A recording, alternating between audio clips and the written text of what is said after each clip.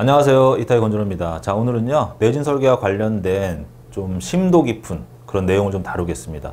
앞에서 내진 설계에 대한 기본적인 개념들은 많이 설명을 드렸을 거고요. 오늘은 거기서 조금 더 이제 깊이 있는 내용을 좀 다루고자 합니다. 오늘 강의할 내용은요, 건축정비설비기술사 해설서에서 요번에 추가된 문제인데요. 내진 설계 기본 개념, 그 다음에 앵커볼트 선정 기법에 대한 부분을 좀 상세히 설명드릴 거고요. 지금까지 이제 강의를 드렸던 거는요, 내진 기본 개념에 대한 부분을 중점적으로 많이 설명을 드렸을 겁니다. 그런데 이제 뭐 앵커볼트라든지 뭐 구조 계산이라든지 뭐 어떤 그 내진 설계의 뭐 기본적인 순서라든지 흐름이라든지 이런 것들에 대한 부분은 거의 잘 다루질 않았었는데 오늘은 그런 부분들을 조금 더 심도 깊게 좀 설명을 드리겠습니다. 자, 지금 앞에서 제가 이제 내진 설계에 대한 기본적인 개념에 대해서 주로 많이 설명을 드렸다라고 말씀을 드렸는데 그 이유가 문제 자체가 그렇게 이제 단순한 부분에 대한 것들만 나오고 있습니다. 그래서 뭐 지금까지 심도 있는 그런 깊이 있는 내용을 다루는 그런 문제들이 거의 출제가 되지 않았기 때문에 단순한 형태의 내용을 가지고 좀 강의를 했다라고 보시면 될 것 같아요. 자, 뭐 발송배전에서는 내진 설계와 관련된 게 거의 출제가 되지 않았었죠.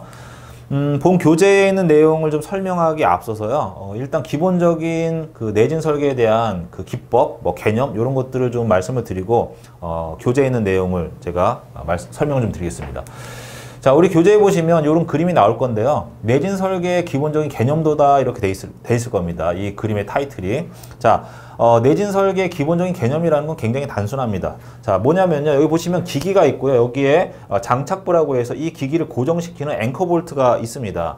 자, 그러면 내진 설계의 기본 개념은 이런 거예요. 지진이 발생이 됐을 때 이 기기에 어떤 힘이 가해지겠죠. 걔를 지진력이라고 합니다. 이 지진력이 가해지면 지진력에 의해서 기기가 흔들리게 되고요. 이 흔들림에 의해서 앵커볼트, 즉 장착부에 어떠한 에너지가 가해지게 되겠죠. 이러한 어떤 에너지가 가해졌을 때 이 앵커볼트가 가지고 있는 자기 스스로의 강도가 있을 거예요. 그 강도가 이 기기에 가해지는, 즉 앵커볼트에 가해지는 부재력보다 앵커볼트의 강도가 더 크게끔 설계를 해주면 되는 거거든요. 이게 내진 설계의 기본 개념이다 이렇게 보시면 될 것 같습니다. 자, 이제 오늘 제가 강의를 드릴 거는요. 보시면 여기 설계 지진력이라고 나오는데 이 설계 지진력이 뭔가에 대한 부분을 설명드릴 겁니다. 이 설계 지진력은요. 크게 두 가지 요소가 있어요. 하나는 수평 방향의 화살표의 에너지가 있고요. 그 다음에 하나는 수직 방향의 힘이 있습니다. 이 두 가지에 대한 설명을 드릴 거고 이 설계 지진력을 우리가 계산을 해내면 이 설계 지진력을 가지고 뭐를 계산해낼 거냐면요. 여기 있는 장착부, 여기 이제 앵커볼트가 이렇게 있는데 이 앵커볼트에 인발력이라는 게 작용합니다. 인발력이라는 것은 당기는 힘이에요. 그 다음에 전단력이라는 힘이 작용합니다. 그러니까 이게 흔들림으로써 이 앵커볼트에 두 가지 힘이 작용하는 거죠. 첫 번째는 인발력, 당기는 힘. 그 다음에 전단력이라는 것, 자르는 힘입니다. 쉽게 이야기하면 가위로 뭔가 물건을 자르잖아요. 그런 것들을 전단력이라고 하는데 이런 앵커볼트가 잘려져 나가는 힘, 이 두 가지가 작용하게 되고요.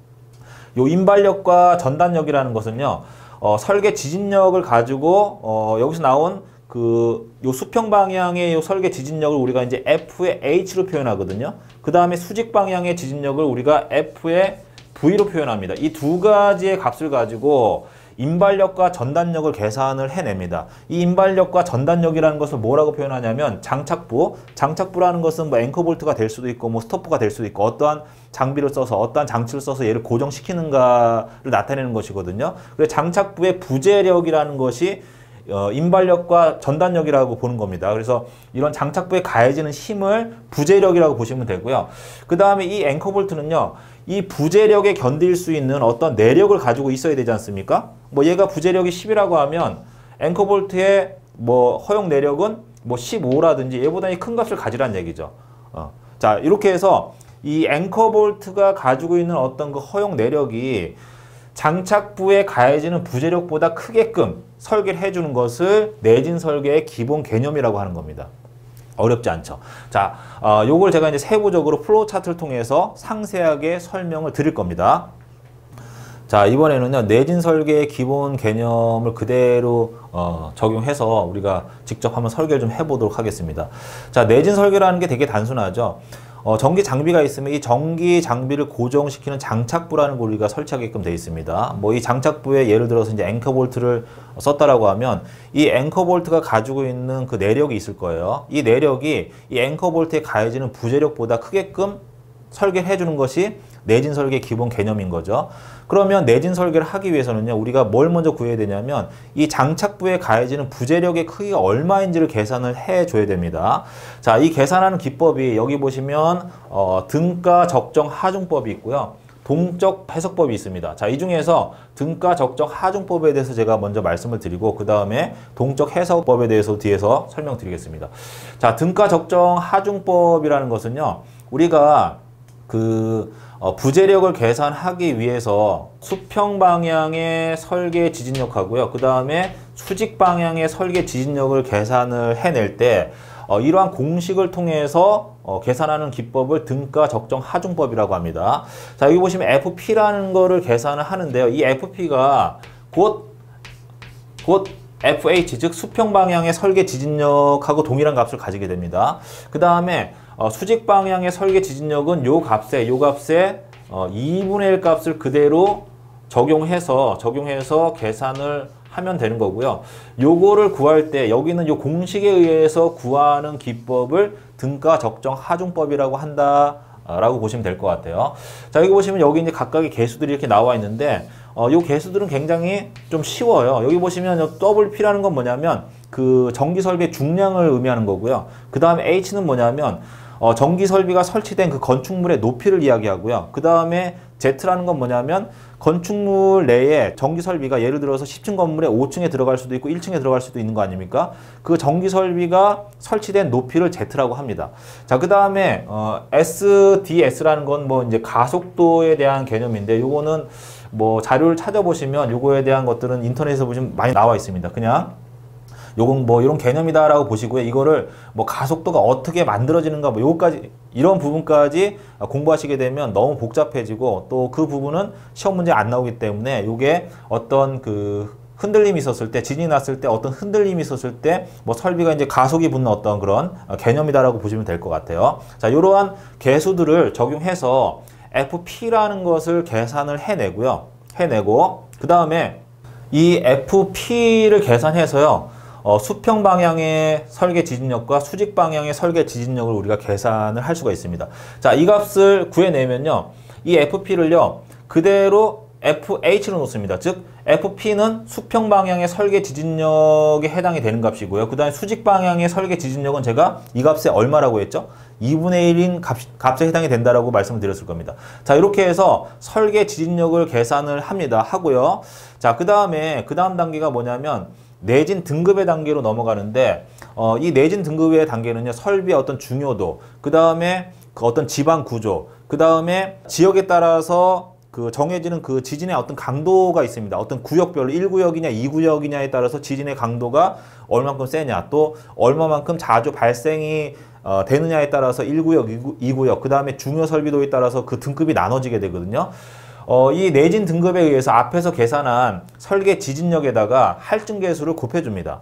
그런데 전기 설비에서는 이 값을 일반적으로 고려하지 않는다. 즉 1을 곱해준다 이렇게 돼 있고요. 이 부분은 크게 신경을 쓰지 않으셔도 됩니다. 전기 쪽에서는. 하지만 내진 등급이라는 게 어떤 개념이다라는 거 우리가 좀 파악을 해두는 게 좋고요. 이 할증계수라는 것은 일본의 자료를 그대로 우리가 인용을 해서 사용하고 있다라고 생각하시면 될 것 같아요. 자, 그래서 우리 교재에도 이러한 부분이 나와 있을 겁니다. 할증계수 해서 뭐 일반기기, 중요기기 나와 있고요. 그 다음에 방진장치가 있는가 없는가에 따라서 S등급, A등급, B등급으로 나눠진다. 자, 그런데 우리는 일반적으로 이런 부분을 고려하지 않고 그냥 전기설비 쪽에서는 1의 값을 곱해준다. 자, 그러면 앞에서 그 설계 지진력에다가 할증계수를 곱하게 되면 중요 설비인 경우에는 뭐 설계 지진력이 10이라는 에너지가 가해지는데 중요 설비다라고 하면 1.5배 정도 고려해서 강도를 그만큼 뭐 키울 수도 있는 거 아닙니까? 뭐 이러한 것들을 고려해서 내진 등급을 선정한다. 자, 이게 이제 등가 적정 하중법에 의해서 설계 지진력을 결정하는 방법이고요. 그 그 다음에 동적 해석법은요, 이거보단 조금 단순합니다. 여기 보시면 이제 알파 H라고 해서요, 수평 방향 설계 지진 가속도 계수 이렇게 나와 있고요. 요 값은 여기 나와 있는 요 수식에 의해서 계산할 수가 있는데, 일반적으로 요 알파 H는 그 조건에 따라서 그 값을 줍니다. 뭐 0.5냐 0.6이냐를 주고요. 이 0.5나 0.6을요, 요 수식에 의해서 계산한다라는 정도까지만 알고 계시면 될 것 같아요. 여기 보시면 G는 뭐 중력 가속도고, GF라는 것은 뭐 기기가 위치한 층에서 건축물의 지진 응답 가속도 최대값 이렇게 나와 있는데, 이러한 값들도 그 어떤 설치 환경에 따라서 주어지는 어떤 그 데이터를 그대로 적용해서 계산하시면 되거든요. 그다음에 KF라는 것이 기기의 응답 배율에서 이것도 1.5에서 2.0 요 사이 어떤 값을 그 환경에 따라서 정해서 적용하면 된다.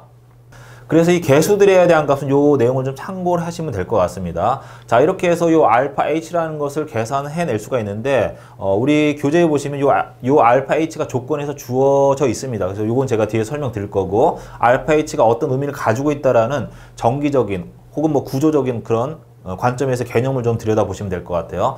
자, 이렇게 해서 동적 해석법에서는요, 지진 가속도 개수를 곱해가지고 FP라는 것을 계산을 하고 구합니다. 자, 그래서 이 값을 그대로 여기다 집어넣는 거예요. 우리가 부재력을 계산하기 위해서는 수평 방향의 설계 지진력하고 수직 방향의 설계 지진력을 알고 있어야 되거든요. 자, FP라는 것을 우리가 계산해서 알게 되면요, 이 값을 그대로 적용해서 FH를 구할 수가 있습니다. 수평 방향의 설계 지진력. 그 다음에 수평 방향의 설계 지진력을 알면요, 일반적으로 경험치에 의해서 수직 방향의 설계 지진력은 이 값이 2분의 1이 된다라고 자료에 나와 있습니다. 그래서 이 값에다 2분의 1을 곱해주면 수직 방향의 설계 지진력 FH를 구할 수가 있습니다.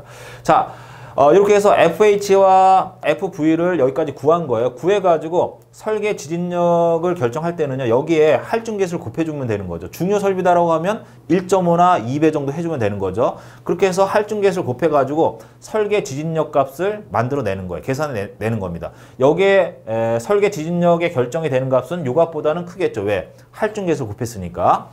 자, 이렇게 해서 설계 지진력이 결정이 됩니다. 자, 그러면 이 장비가 흔들렸을 때에, 지진이 나서 흔들렸을 때에 장착부에 가해지는 어떤 그 지진력에 대한 값을 우리가 알게 됐죠. 자, 그러면 그 다음 단계에서 우리가 해야 되는 건 뭐냐면요, 이 전기 기기를요, 어떠한 장착부를 선정해서 우리가 고정을 시킬 것인가에 대한 부분을 결정해 줘야 되겠죠. 자, 우리 교재에 보시면 앵커 볼트도 있고 뭐 기초도 있고, 그 다음에 뭐 지지, 뭐 상단 지지, 배면 지지, 그 다음에 내진 스토퍼, 그 다음에 받침대 뭐 이런 것들을 사용해서 장착을 할 수가 있겠죠.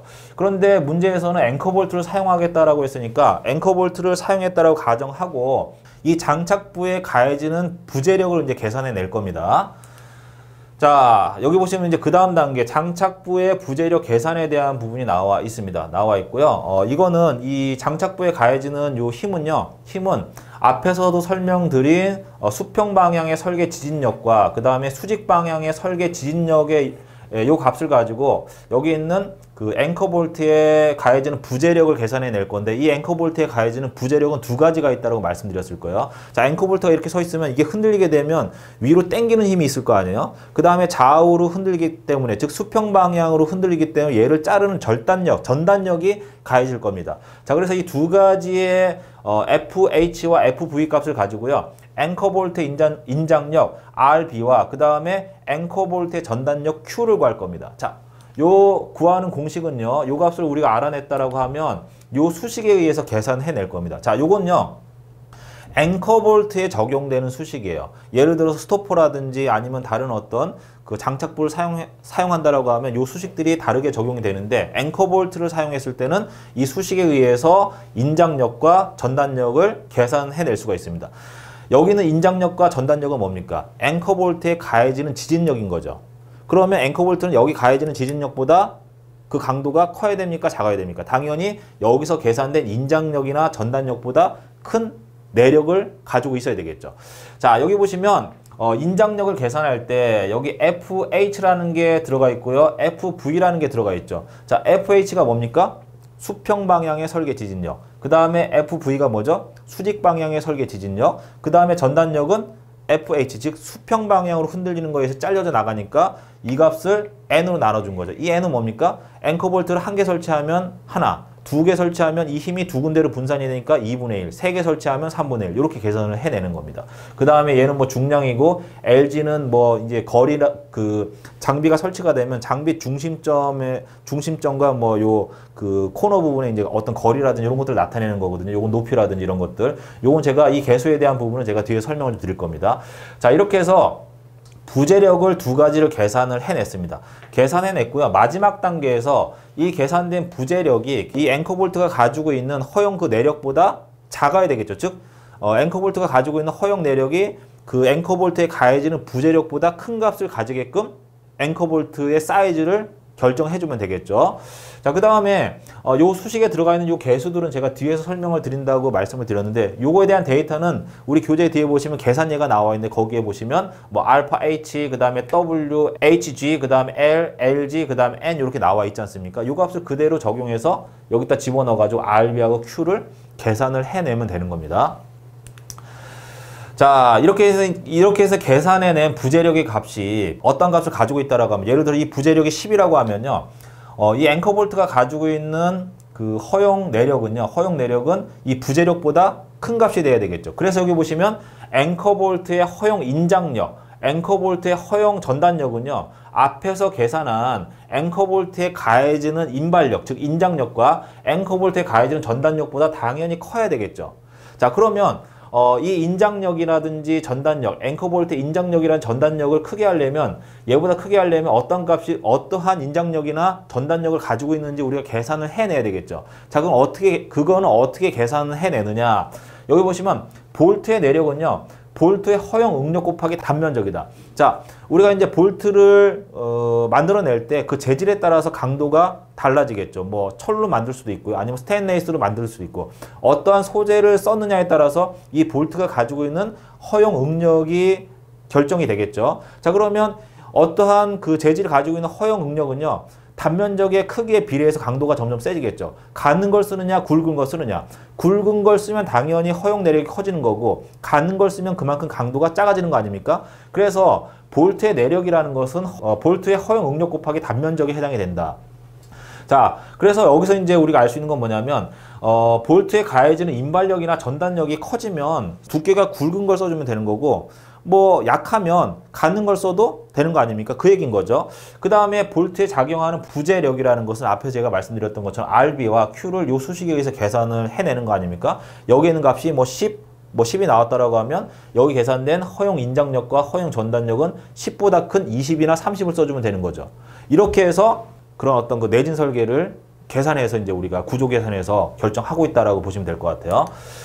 자, 우리 교재에 보시면요, 이거에 대한 계산예가 나와 있습니다. 제가 방금 그 내진 설계를 하는 기본적인 기법에 대해서 말씀드렸지 않습니까? 그대로 적용해가지고 안에 있는 조건들을 넣어서 우리 교재에 나와 있는 것처럼 요건 수치 계산 한번 해보세요. 이건 제가 다 나와 있기 때문에 일일이 이걸 뭐 말로써 막 읽어 드린다고 해서 뭐 의미가 있는 건 아니고요. 직접 한번 종이에다 놓고서 제가 설명드린 대로 이렇게 한번 풀어보시면 더 빠르게 그 내용을 습득하실 수가 있을 겁니다. 자, 이렇게 해서 이제 교재에 있는 내용에 대한 그런 기본적인 그 이론에 대해서 설명을 드렸고요. 그 계산예는 교재에 나와 있는 거 그대로 말씀드린 겁니다. 자, 전체적인 그 내진 설계에 대한 기본적인 기법에 대해서 말씀을 드렸는데, 그 내용을 알고 나시면요, 교재에 있는 내용은 쉽게 그냥 한번 쭉 훑어보시면 될 것 같아요.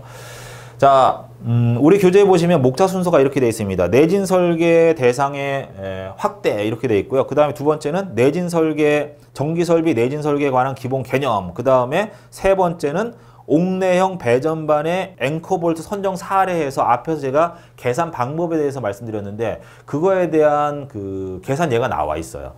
자, 보시면 내진 설계라는 것이 2017년에 그 지진이 이제 자주 발생하고 또 이거에 대한 피해가 커지다 보니까 이러한 부분이 조금 더 내진 설계에 대한 기준들이 좀 강화가 되고 있습니다. 자, 우리 교재는 이렇게 나와 있습니다. 2017년 2월 4일부터 지진에 대한 안전성을 확보하기 위해 내진 설계 의무 대상을 2층 이상의 신축 건축물로 확대하는 건축 법령이 개정이 되었다. 예, 법이 개정됐다는 얘기죠.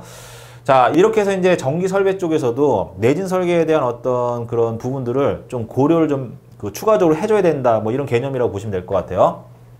자, 그 다음에 우리 교재에 보시면 전기 설비 내진에 관한 기본 개념에 대한 부분이 나와 있는데 앞에서도 제가 설명을 드렸듯이 뭐 내진 설계가 적정하지 않으면 내진에 그러니까 지진이 발생이 되면서 뭐 장비에 그 장착부에 가해지는 힘이 그 장착부가 견딜 수 있는 허용 내력보다 커지게 되면 이게 부러질 거 아닙니까? 그러면 결국은 전기 기기가 뭐 넘어진다든지 아니면 추락을 한다든지 여러 가지 문제가 생기겠죠. 그래서 여기 보시면 이동 전도 낙하의 방지를 하기 위해서 장착부의 강도가 부재력보다 세지게끔 설계해줘야 된다. 뭐 이런 개념인 거예요. 자, 교재에 있는 내용을 좀 보겠습니다. 자, 이렇게 돼 있네요. 지진 시에 전기 설비의 이동, 전도, 추락 없이 기기가 손상되지 않도록 설계, 시공하는 것이 내진의 기본 개념이다. 자, 이렇게 하기 위해서 이러한 플로우에 의해서 계산해서 앵커볼트가 가지고 있는 허용 내력이 부재력보다 크게끔 선정해주면 된다. 라고 보시면 되는 거죠. 그 다음에 우리 교재에 보시면 이런 말이 나와 있습니다. 기기 중량 100kg 이하는 설계 대상에서 제외한다. 자, 요건요.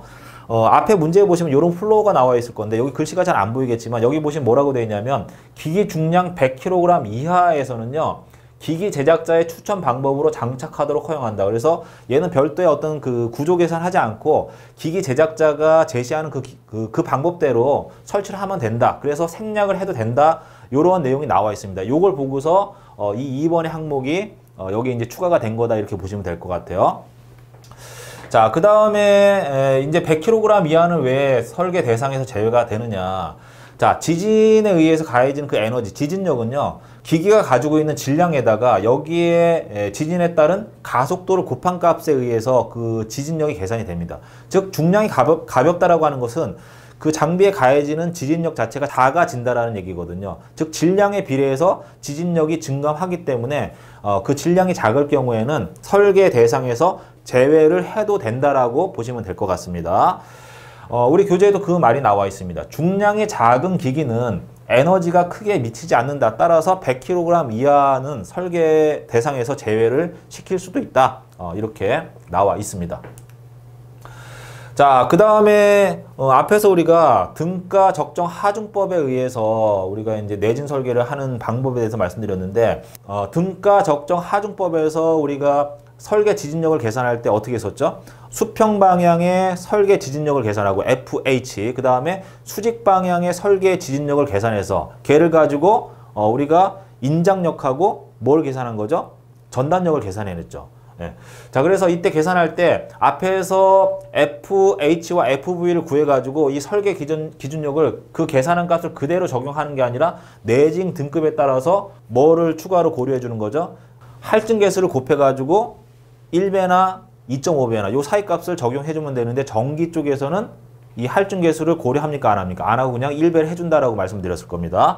자, 그래서 내진 등급에 대해서는 건축전기 설비의 내진 등급을 위하여 설비의 내진 등급을 구분하고 각 내진 등급에 따라 서로 다른 설계 지진력의 크기를 설정할 수가 있다. 그래서 뭐 1배를 해주느냐, 1.5배를 해주느냐, 2배를 해주느냐, 2.5배를 해주느냐는 내진 등급에 의해서 결정이 된다. 내진 등급이 여기 보시면 등급이 S등급, A등급, B등급으로 나눠져 있는데 전기 쪽에서는 요거 고려하지 않고 그냥 1.0배로 해서 계산하고 있다라고 말씀을 드렸을 겁니다. 자, 이렇게 해서 설계 지진력을 계산을 하면요. 이 설계 지진력에 견딜 수 있는 뭔가의 장착부를 우리가 결정해줘야 되겠죠. 그럼 이 장착부가 결정이 되면 그 장착부에 가해지는 부재력, 즉 앞에서 말씀드린 인장력하고 인발력하고 그 다음에 전단력이 얼마의 크기를 가지는가를 계산해 줘야 되겠죠. 그게 이 부분에 해당이 되고 이거에 대한 그 설명은요. 제가 이 그림을 가지고 아마 설명드렸을 겁니다. 자, 이게 인발력, 인장력이죠. 여기 보시면 FH하고 FV가 나와 있죠. 그 다음에 HG, W, 그 다음에 LG, 그 다음 L, NT라는 것은 여기 나와 있는 이 개수들을 넣어서 계산하면 되는 거죠. 그 다음에 전단력은 수평 방향의 설계 지진력을 앵커볼트의 수량으로 나눠준 거죠. 10개면 10분의 1, 그 다음에 5개면 5분의 1 이렇게 되는 거 아닙니까? 자, 이렇게 해서 계산을 하시면 됩니다. 자, 이 계산 사례에 대한 부분은 이렇게 나와 있고요. 이렇게 해서 여기 보시면 앵커볼트에 가해지는 인장력에 대한 부분 여기 나와 있습니다. 인장력. 해서 뭐 긴 방향에 대한 거, 짧은 방향에 대한 거 이렇게 되는데 긴 방향에 대한 거는 뭐 이거는 고려하지 않는다 이렇게 돼 있고요. 그 다음에 짧은 방향에 대한 인장력이 여기 보시면 36.4라고 나와 있고요. 그 다음에 전단력을 계산해 냈더니 여기 보시면 280이라는 값이 나와 있습니다. 그러면 실제 여기 앵커볼트가 가지고 있는 그 허용 내력은요, 여기 나와 있는 인발력하고 전단력보다 큰 강도를 지닌 여기 견딜 수 있는 그런 그 두께를, 면적을 가지고 있는 앵커볼트를 사용하면 되겠죠. 자, 이게 내진 설계의 기본 개념이다 이렇게 보시면 될 것 같아요. 교재를 가지고 제가 장시간 설명을 드렸는데요. 일단 교재의 내용 그렇게 어렵진 않지만 앞에 그 설계 기법에 대한 부분을 조금 그 공부를 하신 다음에 교재에 있는 해당 내용을 좀 보시는 게 이해하기가 쉽고 또 잘 외워질 것 같습니다. 자, 이렇게 해서 내진 설계에 대한 추가적인 문제에 대해서 강의를 드렸습니다.